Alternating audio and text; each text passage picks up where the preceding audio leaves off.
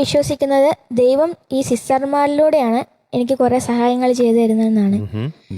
പിന്നെ ഈ സിസ്റ്റർമാർ എൻ്റെ കലാപരമായ കഴിവുകൾ കണ്ടുപിടിച്ച് എനിക്ക് ആദ്യമായിട്ട് അഭിനയിക്കാൻ അറിയാമെന്ന് ഞാൻ ഈ സിസ്റ്റർമാരിലൂടെയാണ് അറിഞ്ഞത്. ഈ സിസ്റ്റർമാർ ആദ്യം എന്നെ ഒരു ഷോർട്ട് ഫിലിമിൽ അഭിനയിപ്പിച്ചിട്ടുണ്ട്. പിന്നെ എനിക്ക് ആദ്യമായിട്ട് സ്റ്റുഡിയോയിൽ പാടാൻ അവസരം തന്നതും ഈ സിസ്റ്റർമാർ തന്നെയാണ്. പിന്നെ എന്നെ അവളുടെ ഗാനമേളയ്ക്ക് 2-3 പാട്ട് പാടാനും ക്ഷണിച്ചു. അപ്പം ഞാൻ ഈ ഫ്ലോറിൽ നിൽക്കുന്നതിൻ്റെ ഒരു ഭൂരിഭാഗം കാരണവും അവർ തന്നെയാണ്. നമ്മുടെ കുഞ്ഞിനെ ഇത്ര അധികം സ്നേഹിക്കുന്നില്ലേ സിസ്റ്ററെ? എന്താണ് സാംകുട്ടനെ പറ്റി കൂടുതൽ പറയാനുള്ളത്? ശാന്തനാണ്, അതേസമയം അവൻ്റെ വലിയൊരു പവറുണ്ട് ആ കുട്ടിക്ക്. അതിൻ്റെ ആ ശാന്തതയാണ് കാണുന്നതെന്ന് ഞാൻ പലപ്പോഴും ഓർക്കാറുണ്ട്. അവൻ്റെ സംസാരത്തിലും പെരുമാറ്റത്തിലും എല്ലാം വളരെ മച്ചുറായിട്ടുള്ള ഒരാളുടെ സ്വഭാവമാണ് ഈ കുഞ്ഞു കുട്ടിക്കുള്ളതെന്ന് പലപ്പോഴും ഞങ്ങൾക്ക് തോന്നിയിട്ടുണ്ട്. ഞങ്ങൾക്ക് അഭിമാനമുണ്ട്. ഇനിയും കൂടുതലായിട്ട് ഉയരങ്ങളിലേക്ക് അവൻ പറക്കണമെന്നാണ് ഞങ്ങളുടെ ആഗ്രഹവും പ്രാർത്ഥനയും. ഇപ്പോൾ ഈ സിസ്റ്റർമാരെ കണ്ടപ്പോഴേ എനിക്ക് പാട്ട് പാടുന്നുള്ള കാര്യം എനിക്കൊന്നും സ്വയം അറിയില്ല. ഞാനും ഒരു കോൺവെന്റ് സ്കൂളിലാണ് പഠിച്ചത്. നഴ്സറി മുതൽ 4ാം ക്ലാസ് വരെ little flower LP school Koratty. അപ്പോൾ 2ാം ക്ലാസ് പഠിക്കുമ്പോൾ എൻ്റെ ക്ലാസ് ടീച്ചർ സിസ്റ്റർ ബസാലിയ ഒരു പാട്ടിട്ടിട്ട് താളം പിടിക്കാൻ പറഞ്ഞു എല്ലാ കുട്ടികളോടും. അപ്പോൾ എല്ലാവരും താളം പിടിക്കുന്നുണ്ട്. ഞാനും എൻ്റെ തൊട്ടടുത്തുള്ളൊരു ഷാജൻ.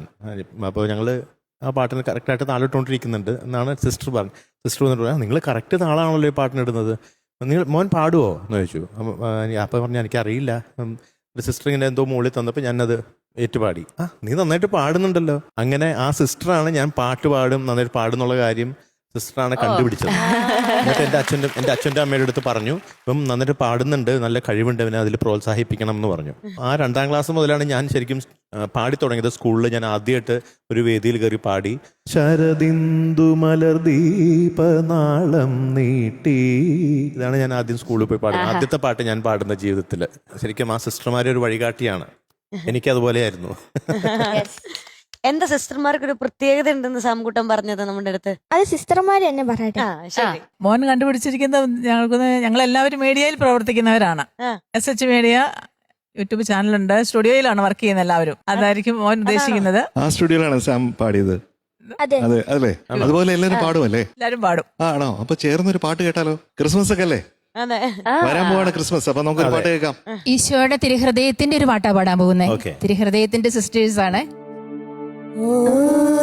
തിരുഹൃദയമേ യേശുവിൻ തിരുഹൃദയമേ ശാന്തതയും എളിമയും നിറഞ്ഞ സൂരമേ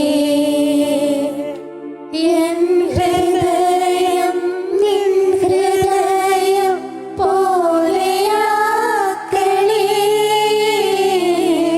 ഓ തിരുഹൃദയമേ യേശുവേ